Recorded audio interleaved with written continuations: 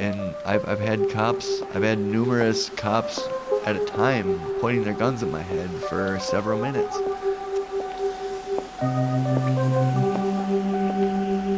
Well, it's nice to have you here with me again, my friendly subverts. A lot is happening in the world around us. Not only do we have our personal obligations, but we're being berated with media all around us. But here's what I'm doing today. I'm going to bring you the good kind of media that gives you that feeling of emotional rejuvenation in the form of an interview with a talented musician and listen to some of their music.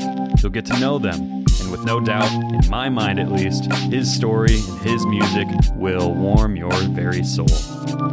Now, this guest I have today has some music that you might not find to be particularly warm and fuzzy, but if you're anything like me, you really enjoy diving into the dark part of the psyche and into dark entertainment itself, and this will be a real treat for you. One thing I want to let you guys know, though, is that this is being brought to you absolutely free of charge, or at least it should be.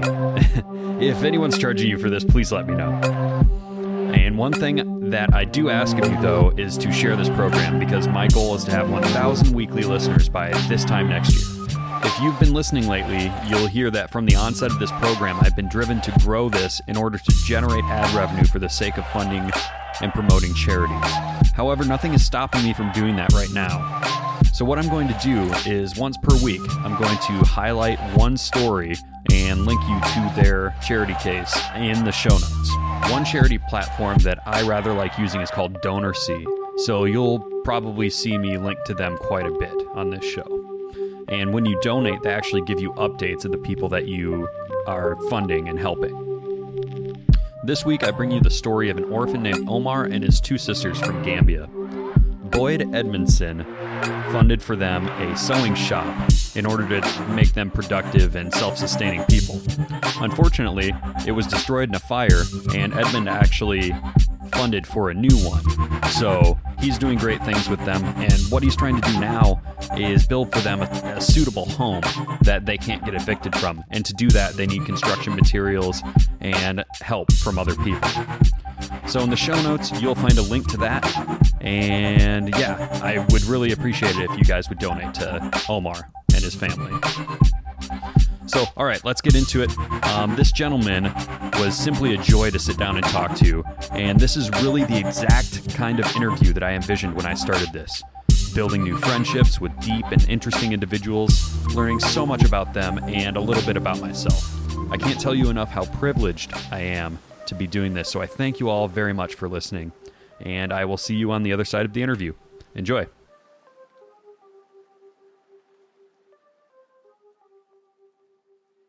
My name is Bob Lindberg. My stage name is Nutcracker Dungeonist. So you play a lot of clubs here around in the Twin Cities area, or? I've only played a handful of shows, but Okay. It's taken so much to prepare for them. Yeah. Like, the first show that I played was at the Poorhouse with a 16-track reel-to-reel machine. Oh, nice. And a 16-track analog board, and no laptop, no computer, no turntables, Nice. Just did a live PA with the tape machine. I think a lot of people can appreciate the analog production of electronic music, because I hear a lot of people have this stigma about electronic music where it's like, you know, they think of that as like the press play DJs that just go up there with a laptop and well, and there are play. a lot of those. Yeah, and some of them produce like really good music, like Bass Nectar. I would probably put in that group of producers. But I mean, what you don't see is like all of the production value before that moment where they're actually generating all of those samples and everything, and arranging them. So yeah, you know Brandon Macomb, right? Yeah. BMC. How do you know Brandon? We grew up in the same town, and his brother is really good friends with my brother. They were I think they were in the same grade, if not like a grade apart. Mm-hmm. But yeah, Brandon started going to IPR a couple years ago, and I went to IPR over a decade ago. Oh, cool. And I've been working in the field for the whole time, and so I've kind of taken him under my wing. Yeah. As like an apprentice type, and Okay. He comes over to the studio and sits in while I'm working on stuff, and I just kind of give him pointers and teach Right him on. the ropes. So, Yeah, and he kind of does. He went to IPR for the same thing, right? Like audio engineering and yeah. production. I'm not sure what his focus is, but Sure. it was totally different when I went than from when he went. It's like a 2 or 3 year program now. Oh, okay. And I got a 1-year diploma. When I was there wasn't even a fourth quarter. There wasn't anyone in fourth quarter. That's how new Okay. the school was. Sure. So I was in the 3rd graduating class ever of that school's history. Okay. Yeah, So- he seems to really like it. He talks up IPR, and I think Yeah. they've Oh, really yeah. contributed a lot to his career. So, Yep. Oh yeah. No. I'm still trying to get expert certified in Pro Tools there at some Okay. point. Okay. That's like yeah. an extra certification thing you can take after the fact, or Yeah. Yep. Yeah. It's Okay. there's a lot of people that are operator certified for Pro Tools, but there's not nearly as many that are expert certified. It's a much Sure. more intense testing and Mhm. class and all that. So Now I'm kind of curious. After you get the certification, what opportunities does that afford you?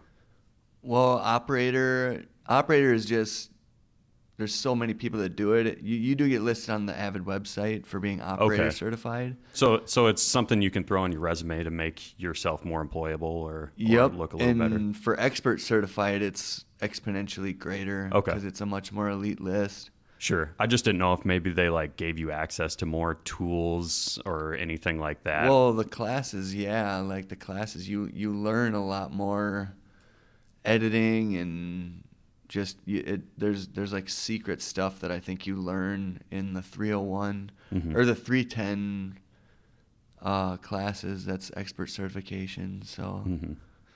Right on. so yeah.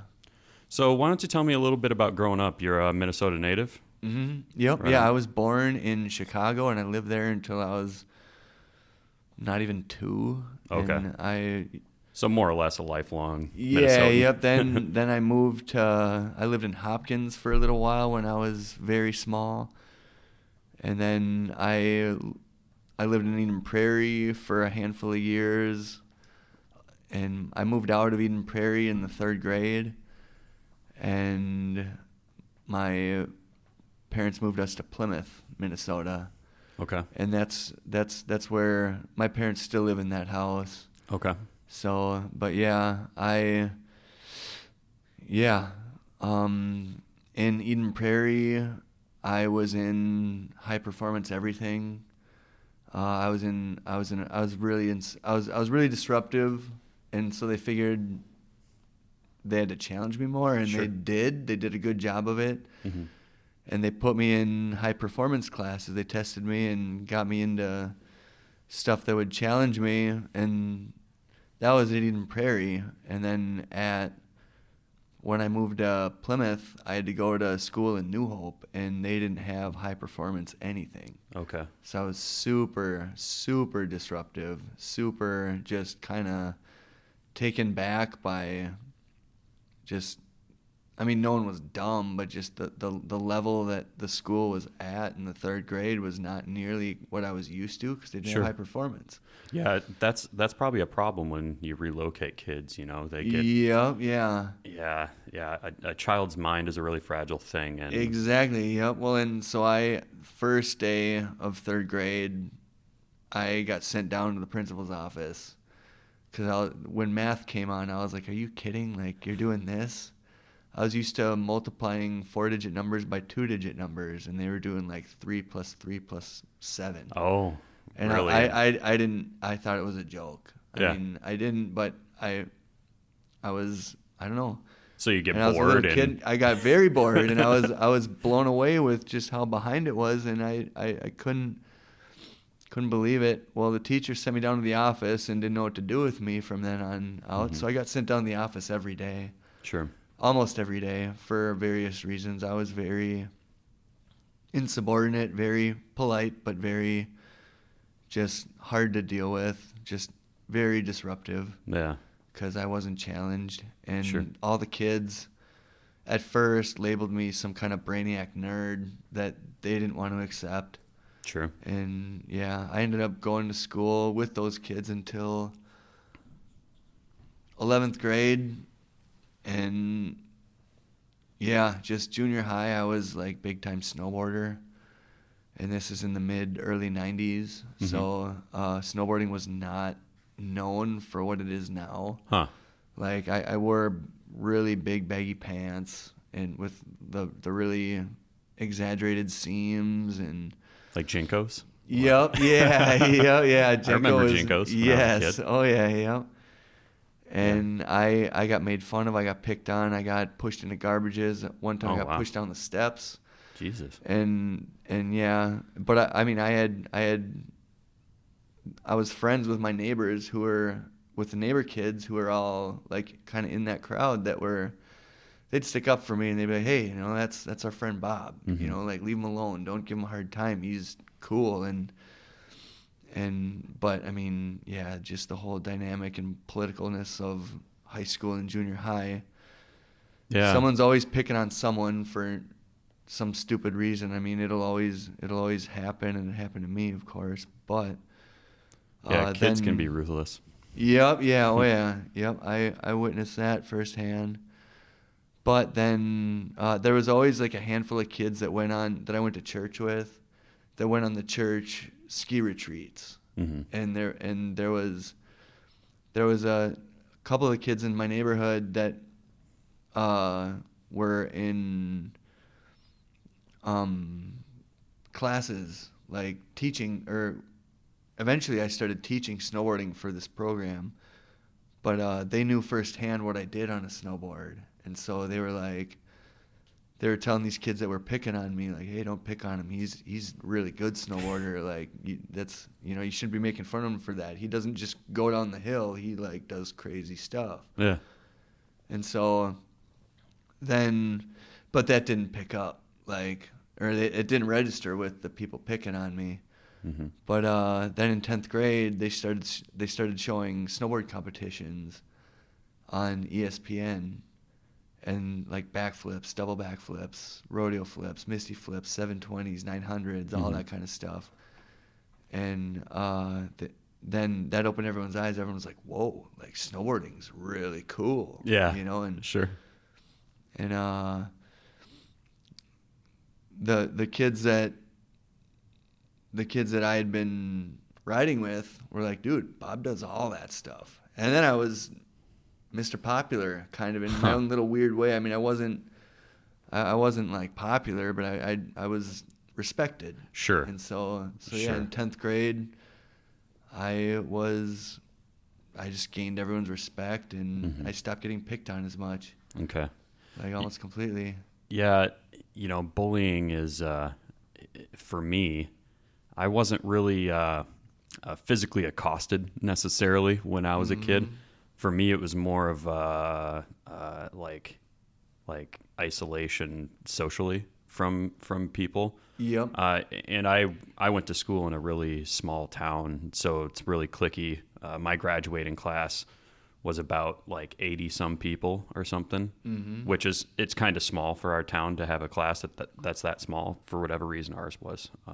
Yep. But yeah, for me, it was never getting thrown in trash cans or getting swirlies or anything like that. It was more just, I didn't really have any friends that were in my grade. A lot of my friends I ended up making like in junior high and high school were from other towns and in other grades. Like the grade below me is where most of my best friends to this day, that's the grade that they were in. But yeah, the thing that connected me to my friends that I did have outside of my graduating class, it came through music.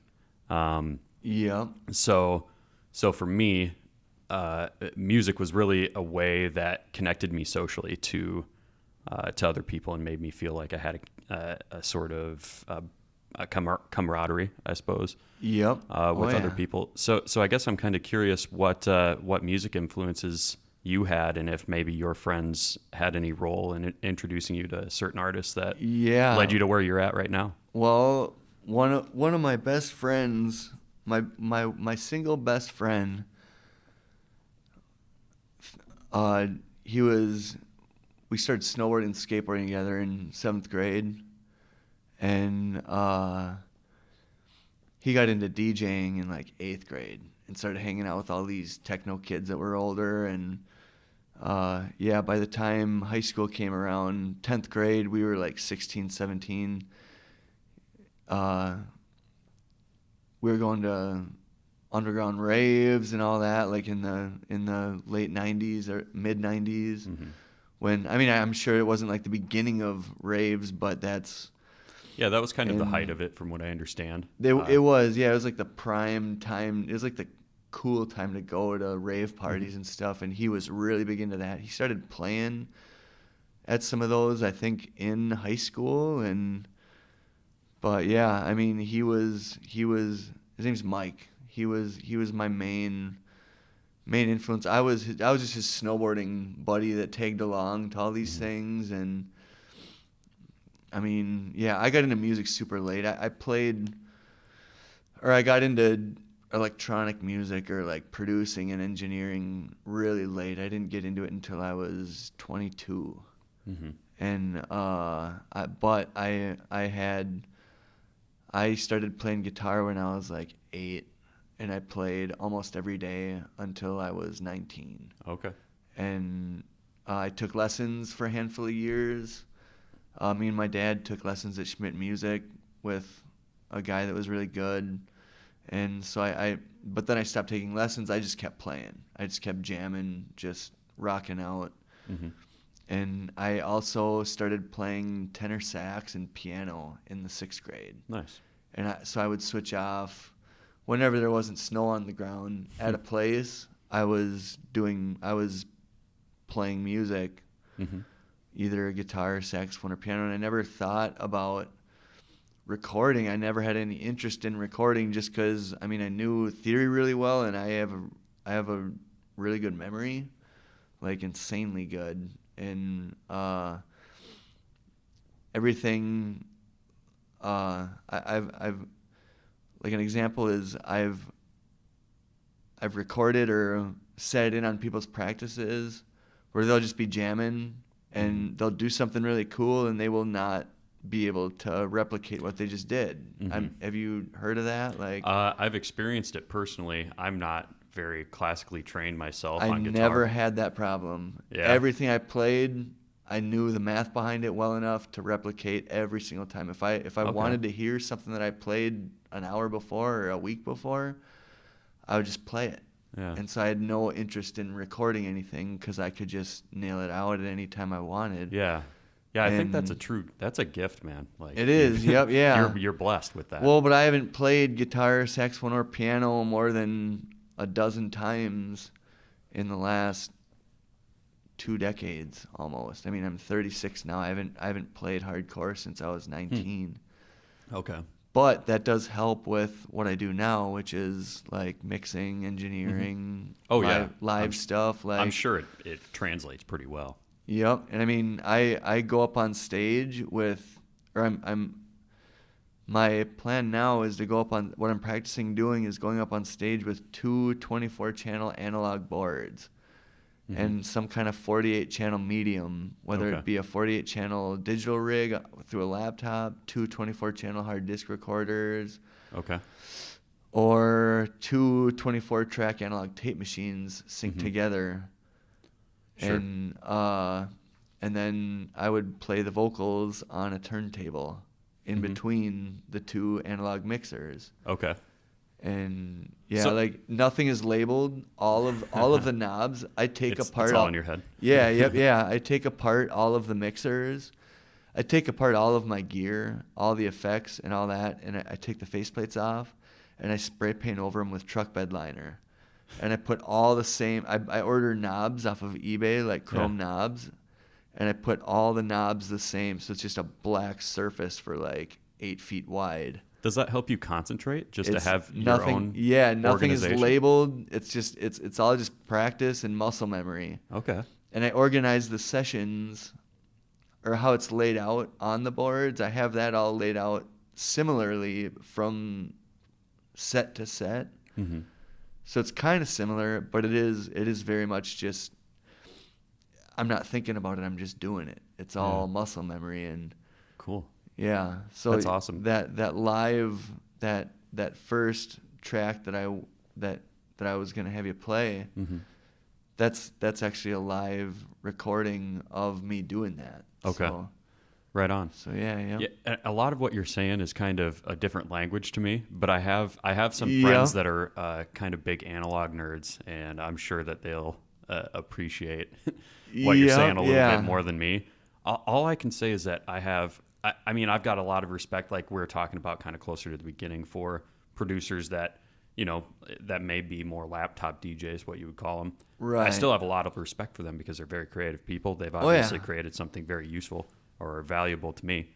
But I think there's like a step up with analog where it's like, it's not just producing. You're up there playing an instrument and actually multiple at a time. You're like running a one-man band kind of. It's a 4-bar loop that I'm playing over and over. Yeah. Divided into 48 different parts. Mm-hmm. And I'm just playing the 4-bar loop, bringing in one thing at a time or a couple things at a time, bringing in more and more, taking things out, muting them, putting effects on them, blending them in with equalization. I'm turning a 4-bar loop, so like at 104 beats per minute, it's like 9 seconds of audio. Mm-hmm. With the 48 parts, I make that last into a 20-minute, half-hour long set. Damn. Just 9 seconds of audio. Yeah. So, yeah, and I think just so that people realize how much work this is that you're doing, I think I'll have to dig up some videos of people producing analog and just show like how much work that is to do. And there's videos of me doing this on YouTube. Okay, you'll have to link me to some. I'll throw them in the show notes because I just want to give people this like the full impression of what you're doing. Yeah, doable. Have you ever heard of? There was this guy from like way back in the day. You can find videos of him on YouTube, Mr. Tape or something. Nah. I'll have to show you. I think you'll appreciate it. But he's just got like an 8-track player that he's like cutting as he's playing and performing, and the guy's just out there. I think he's a Russian guy, and okay. This was during the Soviet Union or right before the fall of the Soviet Union, so you couldn't get a lot of American products there. Right. But he managed to get this mixer or tape deck that he had, and was able to produce just brilliant music. Man, he was he's and really he did good. I think you'll like live it. stuff. Yeah. Cool. Yeah. Wow. Yeah. No, I got to check that out. Yeah, and I'll link that in the show notes too, so that people can see it. It's really a show, man. Yep. Totally. Yeah. But yeah, why don't we get into that live set and listen to it here? Yep. Go for it. So when did you record this now? Within the last couple months. Okay. Probably like a month ago. Okay. And this is all done in one. Dear God, though your creation of the planet Earth damn near defines biblical, the human world is all bullshit and there is nothing beautiful about it. It's clear to everyone the difference between right and wrong, good and bad, in most of their lives and actions, like they do not care one bit, and it makes me sick. At this point in time, it is in fact everyone just look out for their own fucking self. Don't repay a greater power no matter what that greater power has done to help. Take all one can and do all one can to trash everything the power stands for in order to get ahead. And for what? For their own humanly success, their human bodies, squeezed for feces and semen every day they're alive, so fragile. Could have life taken by you at any given time as easy as a disgruntled thought of thy neighbor in drama. I hate the word drama. I hate the word human. More like human specimen. If an alien were to fly past the Earth, it would see the cities near the coast and streets and wonder what this dirty, square-ass looking fungus is doing growing on and farting out this beautiful poop. You, God, are the only one that knows this answer. Whatever your intentions are for your sinful creations, I can only respect that once they become pure energy, you will fill me in on this galactic, universal, all universes of a secret. Until then, I refuse to turn on the television. I don't need the news to tell me how the world is doing. I can feel it through you. And because of this connection, I find myself disconnected with the social societies of mankind and human behavior. No one living will understand it's not all like I expect them to ever get it in the least bit. nor am I going to put any effort into trying. Armed only with sound limit-defying instruments of correction and enhancement, I am gospelly guided natural technology and a military-minded ancestral weapon of a higher power. The sky is a lot lower in my world.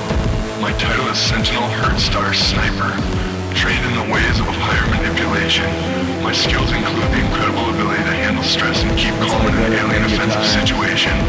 Go my whole adult life without eating food. Break a human love cycle into microscopic pieces with my bare hands. And in the case of an emergency, I can focus and path through celestial alien danger using only my heightened mind in order to guide the planet to safety. Because uncannily larger threats exist, my mother and her parents have provided me the tools to harness said energy into a beam, intimidating enough to rival any outer-world problematic threatening obstacle that may develop in the far reaches of space. No one knows the dangers out there. No one understands that there are great forces trying to take a bite out of the earth thousands of times per day just to wake everyone the fuck up and see the lad they're all in at all times. Have been since the first day they can recall, but no one can recall the truth of their very existence. Can recall the truth of their very existence. Recall, but no one can recall. They can recall, but no one can recall the truth of their very existence. No one can recall the truth. No one can recall the truth. No one can recall the truth of their very existence. The art of using mathematical concepts of radioatomic capacity to smash enemy planets into one another in order to solidify the human specimen's ability to fight themselves and ejaculate each other can make one not give a flying fuck about what is going on downtown Minneapolis. If I stop for a second, they'd all face a hell their very spirits combined couldn't afford to witness. So fuck any issues they may think they have with soft drink sizes in the federal bank. I will live, and I'm the only one that's alive. Amen.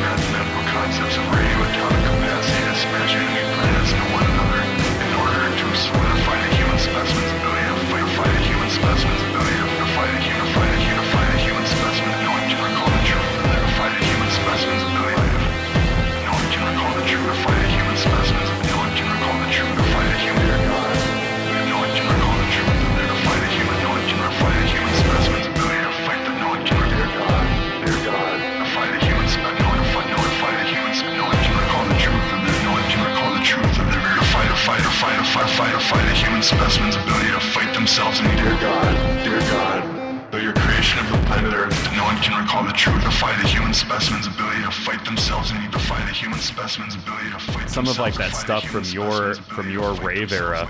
That was probably when happy hardcore was getting big, right? Yes, yes. And yeah, you got those guys that just have crazy outfits up there on stage, and just going crazy on their mixers and all their equipment and whatnot.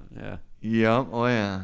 So this particular track, the vocal over it, you were saying that has something to do with an experience that you had, right? Yeah, it's actually it's a suicide note in the form of a prayer that turns itself around halfway through and is like, I got to stick around to save the world, metaphorically, Sure. and kind of literally in like a delusional way. Mm-hmm.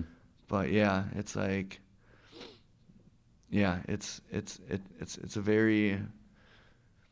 I figured the name of that piece of writing was called The Hard Note. It's like if something, it's kind of like if there's something that's hard for someone to do, then that's easy for someone else to do, then what's hard for that person who it's easy to do too, you know? Mm-hmm. Or like I get when I describe that piece of writing and the whole concept between the hard note, what I was thinking of was if there's a football player that's just insanely good at football, they can run circles around the field no matter if it's during a game, they've scored millions of touchdowns. You know, it's easy for them, even though it's super hard to score a touchdown in football, like professional football. And then then compare that to some quadriplegic in a group home. He's about to die, and this is just, made up. This is metaphoric. But he tells the nurses, or he can't even talk. He's got to like type with his tongue on a computer because he's totally vegetable almost. And he tells the nurses that it's his dream to run down a football field, which is like impossible. Right. And so they honor that. The nurses do, because he's a good dude and he wants to do it. And they take him to some like abandoned football field in the country, and it takes him a month, but he chews his way down the football field, and he makes it. So he runs down, he fulfills his dream. Like that was hard for him to do, insanely hard. Yeah. But for this football player, he's run down the football field with it filled with people stopping him a million times. It's easy for him. Mm-hmm. Well, and so it's like writing it seems like everyone, I look at it where, I write, I pull stuff out of my ass. Like it just comes to me. Sure. All my stuff I write in 10 minutes. Like that I wrote in about 10 minutes. Okay. And so, and I write religious horror novels as well, and they just fly out. And hardly anyone's ever read them. I don't know if they're any good or what, but when I talk about them, people are kind of mind blown. Yeah. But it's like writing is just natural to me. Some. Yeah. No, there's something else. But the hard note was, if writing is so easy for me, to write something that's just, not to yank my cock too much, but it's like if it's mind blowing, but it's easy, and it would take someone a lot of effort to write something like that. Yeah. I belabor over my monologues that I do in this show. I'll sit there for an hour just to put together a 5-minute little bit, and I just obsess over it because I'm just a perfectionist, I guess, and I have to have things just so.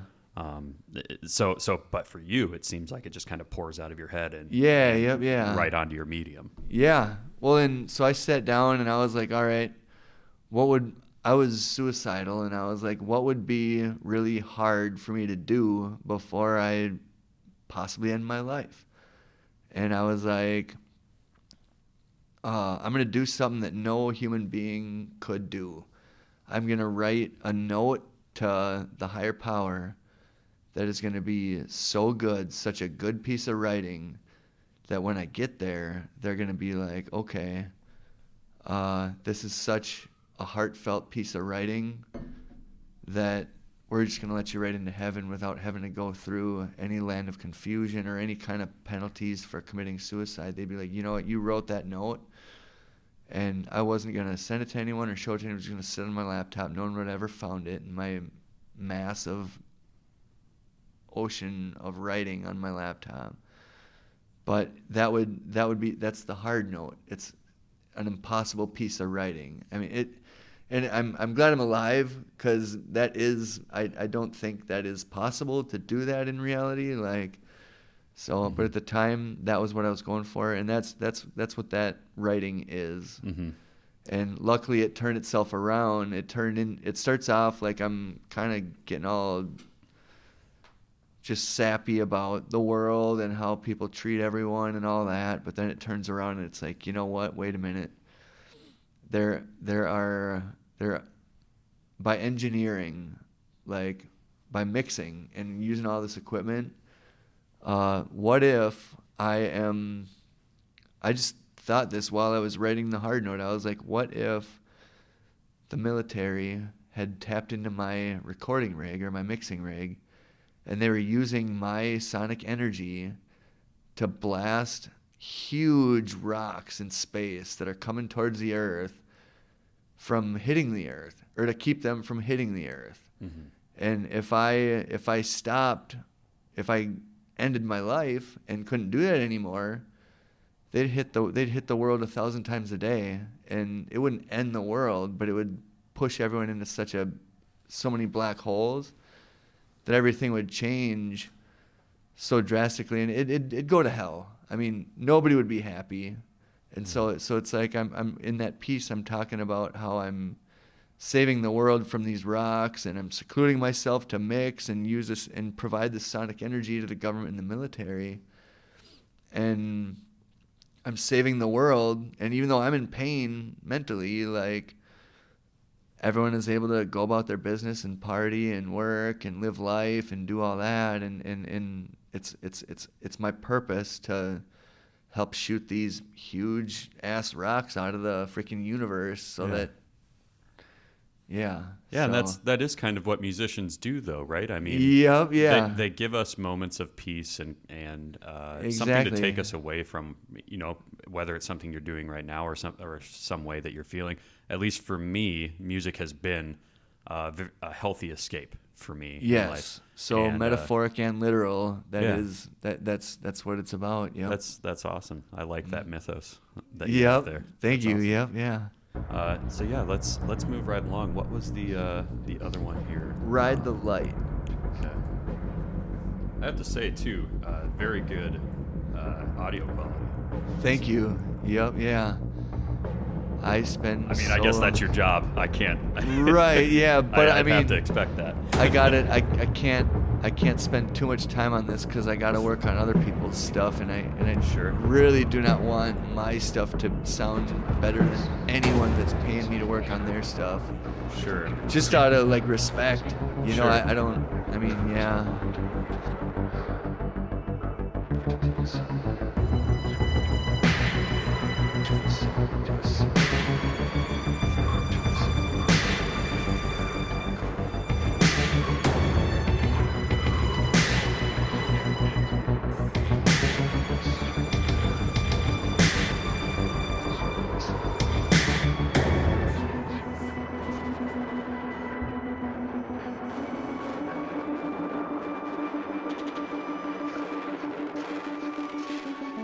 Eliminate terrible of all imaginable senses.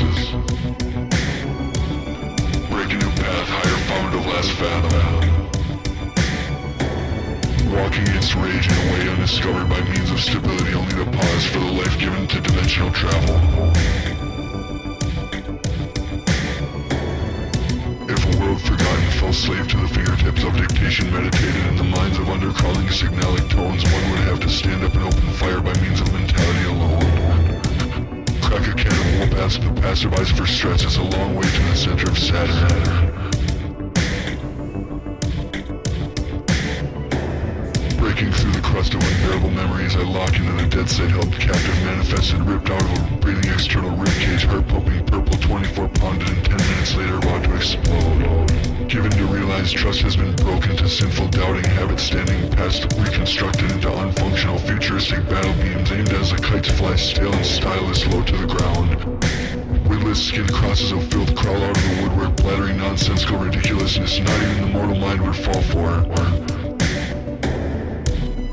Telling of wannabe ancient ways the ancestors paved over grass built to grow, now burned down. In the light of its face you wave away, skin exposed, wind in the hair, looking free, but now behind bars with tears in those big blue eyes. I find thunderstorms calling my entity.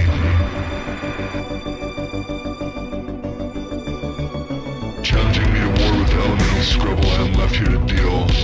Calling upon a team of astronautical navigators on the ground, focusing hidden energy upon atom-splitting reenactment and reaction to travel through heaven, dimensionally misguided, take a wrong turn and turn, fractured to second fraction, a quarter bottle, jump down an uneven river of packed and compacted action, still staying put in one place, wait for the lightning beams to pour in the windows from the sky, take time out, talk till goodbye.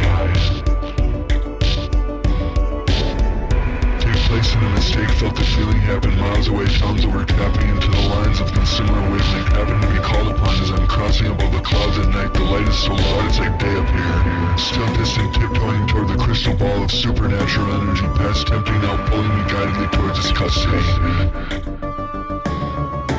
forming into true form of conscious being, comfortable freezing myself in the core.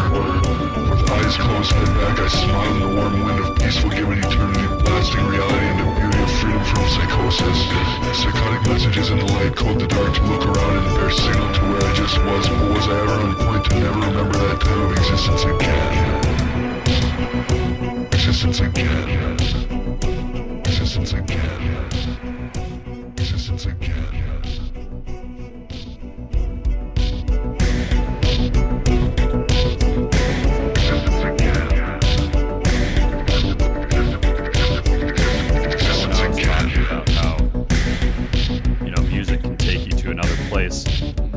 Your particular brand of music takes that to a whole new level. Like, yes. Like it really is otherworldly and like takes you to a sci-fi kind of environment in your own mind. It's not really fitting into any sort of genre. Yeah, that's one thing I noticed. Very, very unique style of production and aesthetic that you're going for. Mm-hmm.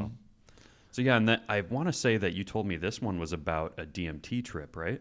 No, I've never done DMT. That's overdosing. Oh, okay. And actually coming so close to dying that it was overdose. It's like DMT. Sure. But yeah, no, I've never done anything like that. But I mean, I've had a couple friends that have wanted me to try it just because they think it. I mean, for me, it'd be just a whole nother level of Yeah, but anybody that does it turns into a supernatural being. I feel like. Yep. No, I'm already on medication to make that not happen naturally. Oh, so, sure. Yeah. Sure. So, do you feel comfortable talking about that? Oh yeah. Yep. No, I'm a public speaker for NAMI, National Alliance for Mental Illness. Okay. And yeah, I train. I don't train, but I speak to classes for cops. Oh, okay. For CIT training. Oh man. So you bring this up at a very convenient time for me. I just listened to this podcast about so police shootings aren't cataloged very well nationally. Right. So yeah. There was this reporter who went down to Florida because Florida has really good public access laws for public records. So they compiled lists, and a third of people who were shot by police have a mental illness of some kind, and maybe weren't on their meds or something like that, which doesn't surprise me at all. I mean, you see these videos of police shootings. Almost happened to me twice. Wow, really? Okay, Yep. so we usually take these videos that we see online at face value, right? You know, we see someone acting strange, and we see a police officer who may... You know, and if you watch some of them, you can kind of see why a police officer would feel threatened or something like that. Yep, yeah. So you, and for me, I've got like half of my family are police officers, so it's like I'm coming at a place from like the people that I love are on the other side of are on the shooting end of that gun. You know, so how do I, and I'm a person that's really for criminal justice reform. So how do I take those two parts of me and make something cohesive out of it to actually, you know, have a sensible thought about police to civilian interaction? The only thing I can think of is to lessen the amount of of interactions that people have with police, because a lot of these police shootings start with something that it's an interaction that maybe didn't even need to be initiated in the first place. Right. Yep. Yeah. So yeah. I mean, anyway, I don't know much about all of that, just because I don't follow stuff on the internet. I don't watch TV at all. yeah, that's my downfall. I get on tangents on the internet. No, I can't. That's like poison to my brain. Yeah. But I do know a lot about what's going on, just because of I get asked and hired on to tell my story to CIT training, like crisis intervention training, with police forces and sheriff's departments all over the state. And I've done it almost 20 times now. Okay. And I've gotten very good reviews. Yeah. And yeah, it's to let them know that I mean they hear my story. I mean, they hear about how they hear what I go through. They hear about symptoms and paranoid stuff and how I've broken down. And if my meds, even if I take my meds, if they aren't working, I can turn into kind of a monster or kind of a handful. Sure. You know, I've been arrested for vandalism and criminal damage to property and disturbing the peace. I've never been arrested for hurting anyone. But I mean, people didn't know that, and I've had numerous cops at a time pointing their guns at my head for several minutes, and but I mean, as soon as they recognized the issue as a mental breakdown, they were like, all right, this guy's he needs help, not to be stopped necessarily. So I suppose when you're doing these speeches, you're sort of maybe telling these people about how to identify symptoms and maybe practice de-escalation. Well, I just tell them my story. The class is about how to do that, and it's like a 12-week class that they got to go through now. Okay. Because it's such a big deal. So you're just a small part of this. You're just the anecdote for the other side. I'm at the way end of the series of classes. I'm in No, I think that's great. But yeah, no, and I tell them like, look, I mean, I have 1,000 to 3,000 symptoms a day usually, and that can lead to whatever. But I mean, regardless, I'm a very, very in demand audio engineer / mixer, and there's a lot of people that would be really pissed off if someone mistook me for some kind of drug addict and shot my ass. Yeah. You know?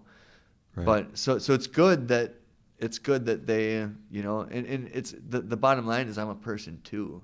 Yeah. You know, absolutely. Just like everyone with mental illness. And, yeah, I mean, But I mean, everyone is, you know, but my old roommate that I lived with for 6 years, all of his family was cops. And I mean, yeah. So it puts them in a kind of an impossible situation, though. They're like, it does, yeah. Police are the front lines of mental illness right now, which you don't want. You don't really want the mode of society which uses violence and force to keep the peace, more or less. That really shouldn't be the front lines. Right. I mean, politics aside, just thinking about the pure phenomenon of mental illness and about keeping the peace. Yes. You know, it shouldn't get to that escalated level where police are involved. That's the sad thing. Right. Is that it's there needs to be more help. There needs to be more people going to be like legit psychologists and psychiatrists and just mental health workers.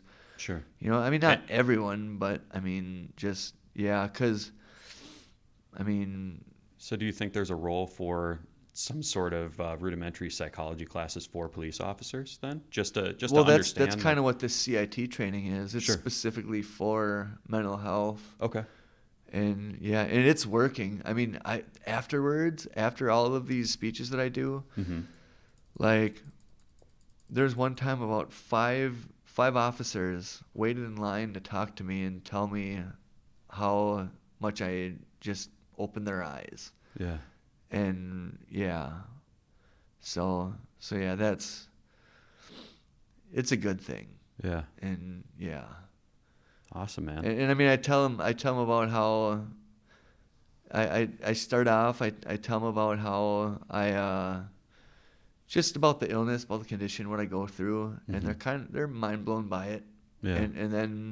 But then I go into how I take immaculate care. I have a 105-pound Newfoundland dog that I rescued, and that the police probably think that I like came from a group home or something with all the stuff I tell them that I go through. And then I tell them that I take care of a toddler, and like I'm like amazing father figure to a toddler.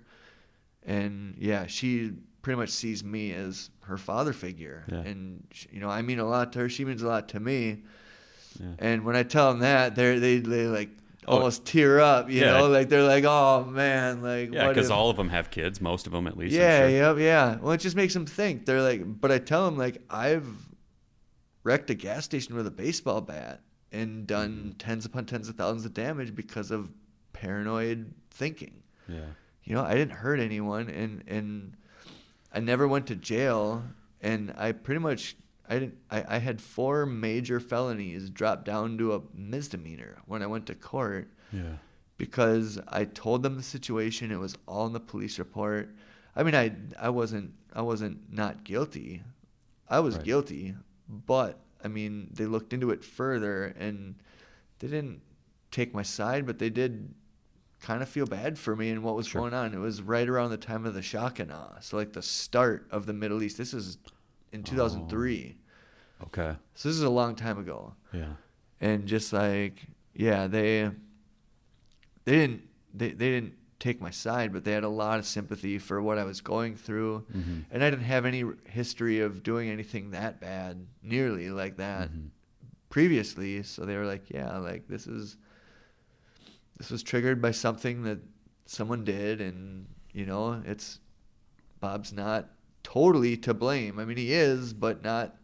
It could have been avoided if something else was put in place beforehand that wasn't in his control.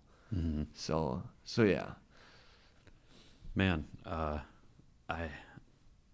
almost at a loss for words. Like I'm really glad that I reached out to you and yeah. Oh, thank you. Yeah, no, of course.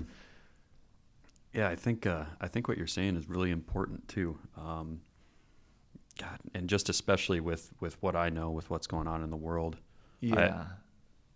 I'm glad that I'm giving you a voice to humanize someone like yourself that may be in that situation on the other side of a gun, and because a lot of people see these videos and see what's going on out there, and it's like a dichotomy, right? Like either you're on the side of the police or you're on the side of the victim, and it's really gray, man. Like it all has to do with this problem of mental health, where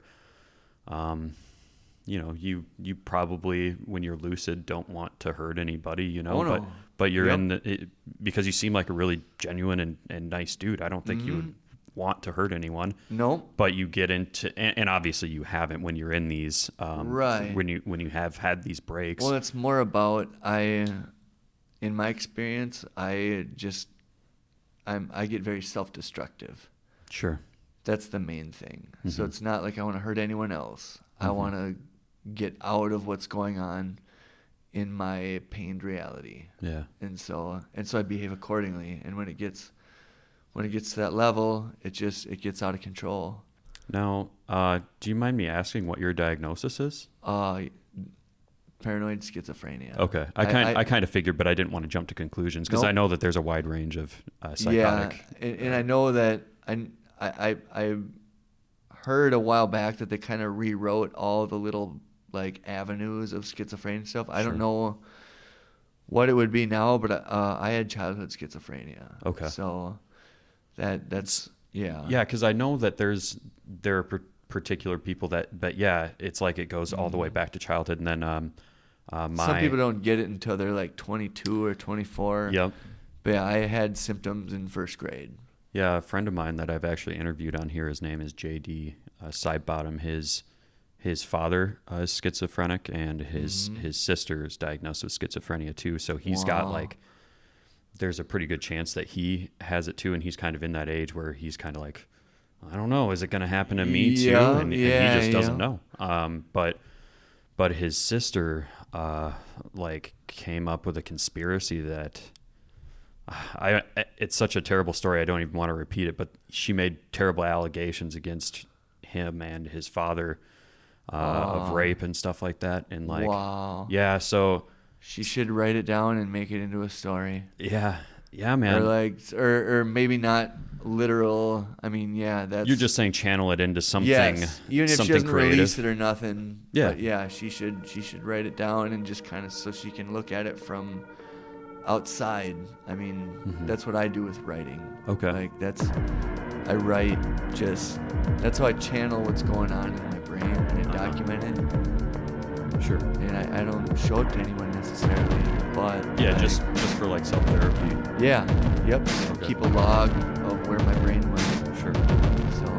Yeah, I almost feel weird getting back into music, but we should. Let's do it. Yeah. Yep. Quite like. So yeah. This one's positive.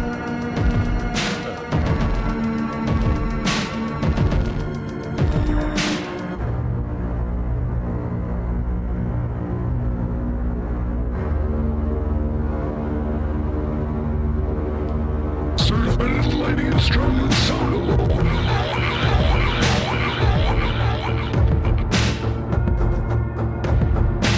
Traveling light of atoms to make up thrones.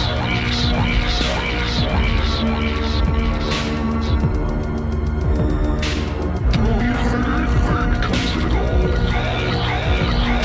On every level, encountering the soul. Passages open internally, wearing every cavity into place. Catholic blasphemy, portal of dry content with continuing magnitude to collapse in our best. Taking taste to the chest and knives with the rest, getting laughed at. That's sense to an actual fact. This brainwash, the time to forget and bog down, suppress energy vested inside eyes and not back of the head ripped out before moving forward. Not to look into the past, but rewrite history with dynamite and chalk. The land of the lost, art of history by God, by God, by God, by God, by God, by God, by God, by God, by God, by God, by God, by God, by God, by God, by God, by God, by God, by God, by God, by God.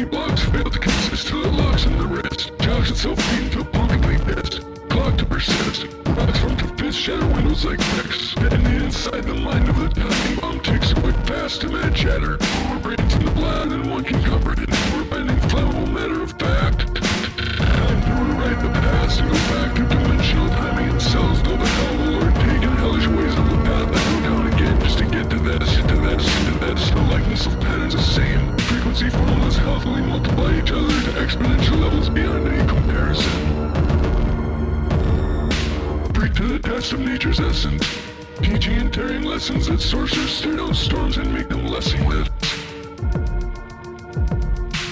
Only with the best will it come home to rest and be completely nestled with. Cap in, jump out of a furious battle and let the storm in the forest rest itself in its wits.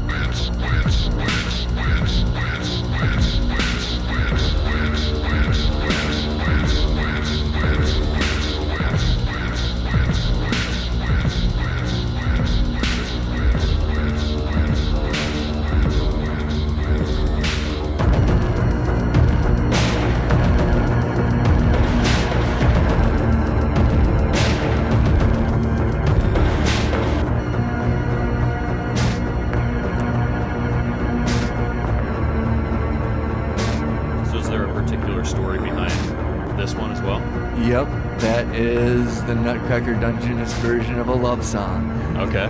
Yep. Right on. So yeah, just it's about being on the same wavelength as someone. Okay. Sure. Like someone that you're not related to, but but similar, but even deeper than someone that you are related to by blood, someone that you're like, that's, yeah. Where your thoughts are sort of on or minds are sort of on the same frequency. Exactly. That's what I'm talking about. Exactly. Yeah. And I feel like when you have those awkward interactions with people where it's like, you just know there's some sort of there's something clashing there where you can't sync up and you're just not understanding each other, Yeah. But then there's that beautiful, there's that beautiful feeling of actually being connected to someone and having a conversation or relationship with them where you are on the same wavelength and you're able to empathize or connect to them. Yeah. Yeah. Totally. Yeah. For sure. I like it, man. Now we usually, you've got one more for us, don't you? Yep. Okay. So why don't I just throw the last one on here real quick? Then we'll go for it. We'll get to the last segment here. Yep. All right.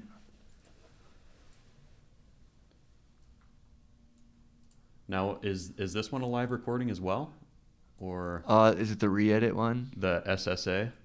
Nope. This is off my last album. Oh, sorry about that. That's okay. This is off my last album. Okay. It's just an acapella. Okay.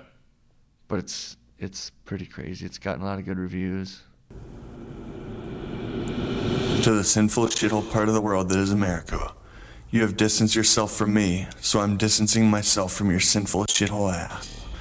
Over a decade ago, I realized many of the systems behind the inner workings of society, religion, science, and many of the missing links that your conjugation seems to be blind to. The missing links are so blatantly obvious to me, but who am I to judge? I'm not. I'm not going to tell anyone how or how not to live their lives, yet everyone around feels they cannot have the same respect for me. I can't help the fact that it now takes me 3 hours to fall asleep after laying down, if I'm not tired. After all the shit I've seen, I'd rather not sleep at all. When I'm awake, I have some sense of control. How many times have you felt like you've had to kill yourself to save your family? How many times have you felt like a knife in your neck was the answer? If you jump off a building of decent height, who knows if you go straight to hell? I do. I am time. I am the fourth giver of consciousness. I am fucking consciousness. You are not awake. You are not alive, yet you are still intelligent to the point where you can do something you hate 5 days a week, then sulk and shit as soon as possible afterwards so bad that no shower of gold could cleanse your soul. No fountain of youth will make you younger or even come close. Yet I have seemed to slow down the aging process, but who the fuck am I to judge?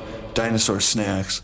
Women are substance is poison. Drama falls into the same categorical pit that I find myself safely above. In love for God. Stick with Jesus, Frank, for Bob has spoken this 11th day. Make words, love cookies, spit out the shell of anxiety, driven paranoid embarrassment, holy the reaped rapture, come in a wave higher than the earth is from the bottomless bottom of the universe of time. I am fucking time. Treading water while every last person on the planet is dead but me. But you all think I'm dead because I don't ask a lot of personal questions unless I'm in a life-threatening dire need of a personal gain. Kind of like the best conversations I've had in my life were in the hospital or with homeless people. We see it. We see what's going on. Why the fuck do you think homeless people live to be so goddamn old? And if they're not pissed off throwing shit at the shit of America, they have a crooked shit grin on their face as they look at you with your little bit of money in your hand buying a hot dog when I'm past the point of not eating and never eating on American soil ever again. Yet I will still live longer than you because you are not alive and I am time. Maybe if you kept your hands at your sides while you dove off a fucking skyscraper, after you hit, you might wake up. You'd definitely go somewhere, but you would never be able to tell anyone about it because you would not see the line. You wouldn't even fucking know. So there you are. I'm the gymnast of Satan doing swinging circle backflips around and around that line where everybody is just looking back at going, who the fuck is that guy? Oh, that's time. I see. I'm awake now. Golly gee. Who's at your funeral, brah? Who's triggered the psychosis of your bipolar pattern mother? Why'd you do it?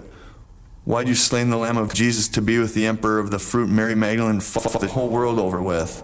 Wait a minute.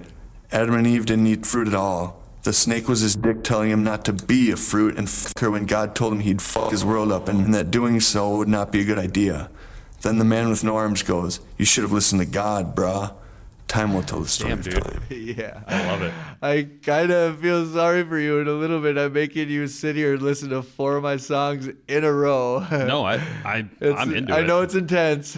No, I'm into it. I know. I think this last one, it's kind of more of a review of the sociological like happenings right now. Yep, Whereas I think yeah. the other ones might be more Just out of the world. Yeah, something more of a story that you're telling, whereas this one's like a story that you're sort of spinning about what you're seeing in the world outside of you. If I'm getting that Yep, right, that's totally right. Yep, yeah.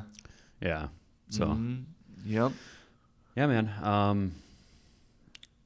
I usually end up on the topic of death. So, Yep. So I'm curious. I'm always curious of this with people. If you remember a time in your life when you realized your mortality, like it sounds like I can't quite pick up what your religious background is, but for me, I was kind of told at a young age not to worry about death because there's eternal afterlife if I accept Jesus, right?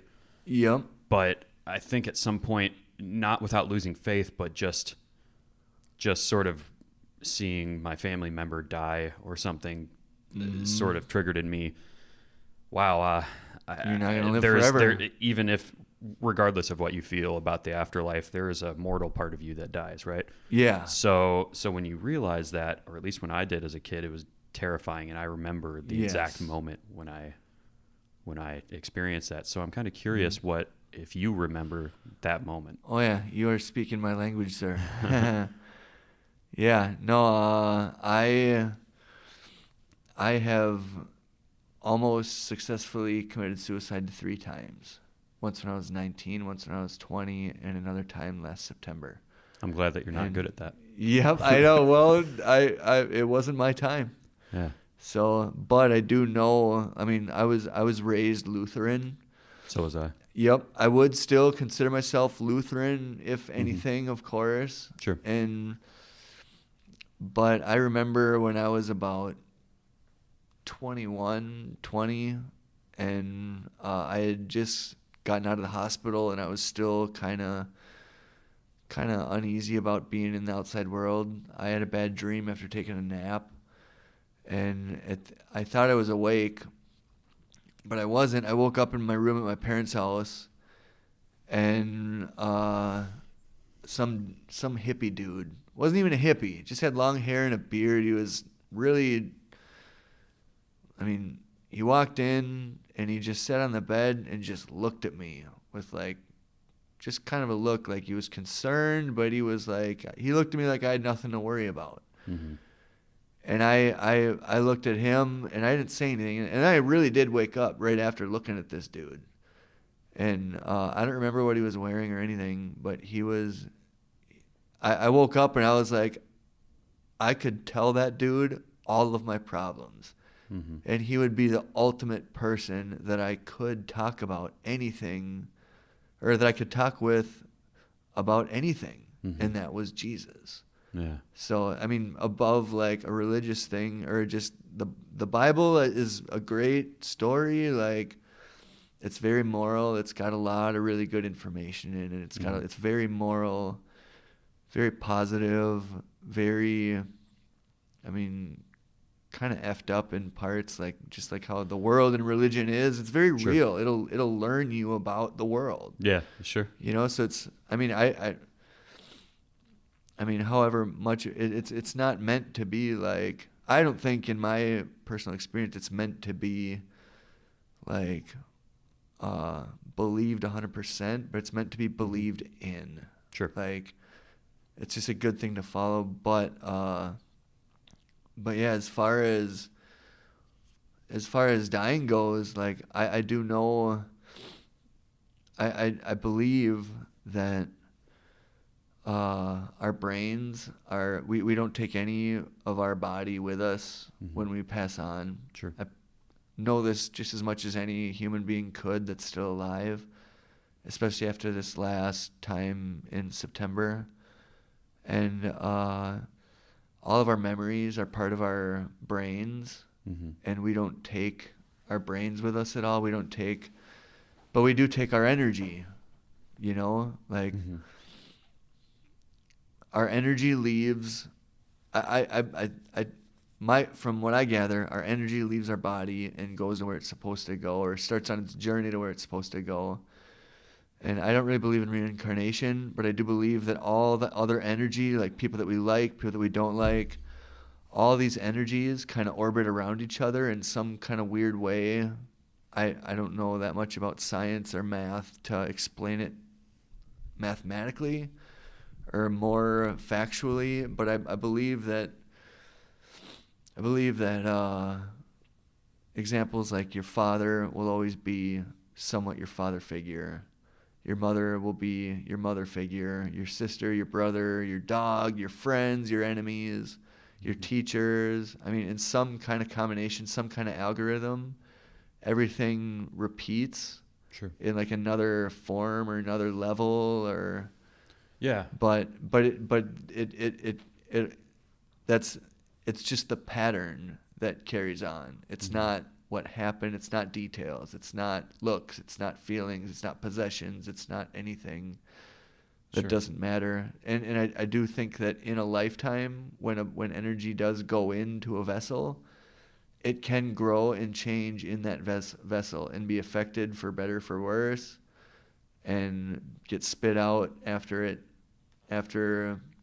death happens in a whole new way, whether it be better or worse, but the pattern continues. Sure. So I like that explanation. And I'm personally not someone that's like for mysticism, but I like that appeals to my materialist inclinations, or I suppose, or my beliefs on how reality works, which is I don't think anybody can deny, if you're a person that beholds science as your religion, because let's face it, there is something religious about the Big Bang, right? Like there was nothing, then there was everything, right? So that's almost quasi theological to me. I mean, because how do you quantify that? I mean, I'm sure someone could kick my ass and it's in a proverbial sense. I mean, and be like, oh no, this is how we know that the big, this formula tells us exactly. But to me as a layman, it seems theological to me. But anyway, I think we can all at least recognize that it is a pattern, and it's almost like you're explaining divinity as that pattern. Which I think if anyone's aware of their reality in a deeper sense, that you could totally definitely see those patterns in our lives. Totally. No, and it's all whatever someone believes. What each and I mean, I can't help but believe that there is something that is real that no one can explain. Sure. And so there's all these different versions of the same thing that is what's real. And I mean, I think that, for example, I think that the Bible is, if Jesus was real, if he was or is the Son of God, I think kids nowadays kind of discredit the Bible and all that because it's 2017 and they can't. The Bible was not capable, and all these stories about Jesus they didn't have the capacity to document what really happened. Like, for example, I think that when Jesus was a baby, supposedly, if he was a baby and he was the Son of God, he would theoretically use about 50% of his brain, whereas normal humans use like 8 as an adult. Right. And so the three kings, if you think about it, what if the three kings didn't have to like know anything about the navigation of the stars to find him? There was like an arrow in the sky pointing like, go this way. This is where he is, So they're just like led to him, and they would have got bitched at by God if they didn't follow it because it was so obvious because of the power of Jesus' brain.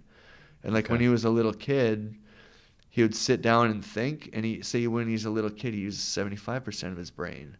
So, I mean, that's an insane amount. When he would literally sit down and think, stars in the universe would move and transform to his thought process. That's what would happen if one of us used 75% of our brain. Okay. And then by the time he was an adult, he used like 90% of his brain. So that's like, how do you document that? When you're in the freaking medieval ages, it's like, or the whatever age they were in, it's like, I don't think he freaking turned fish into more fish or water into wine. He probably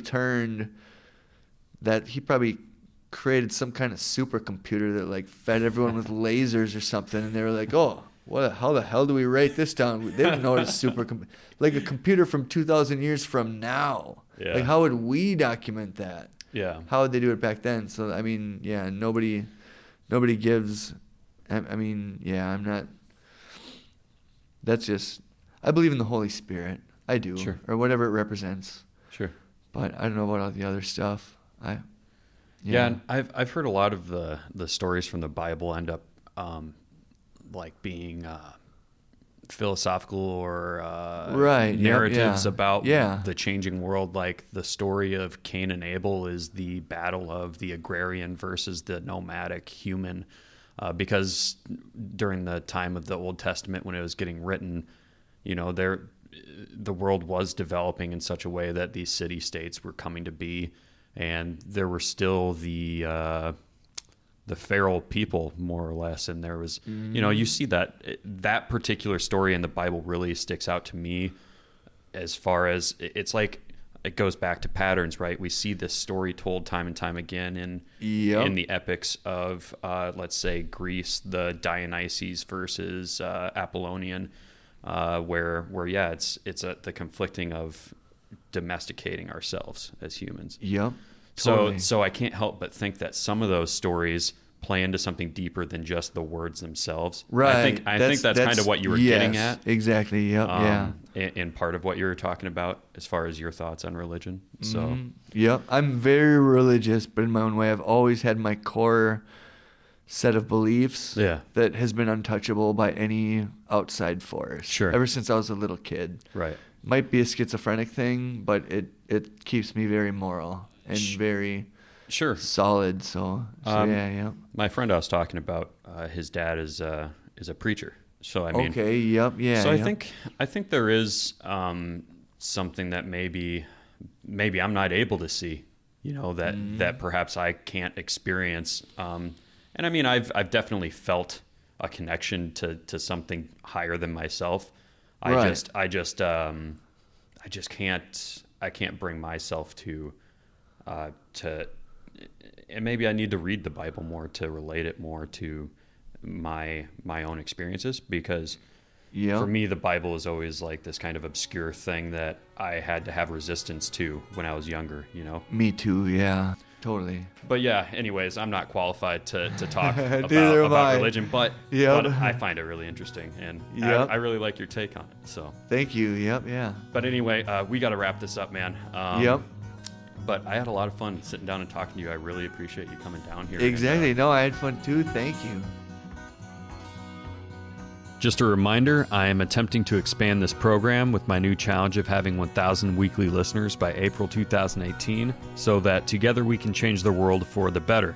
Just like today's project, which you can find a link to at subversionwebcast/Robert.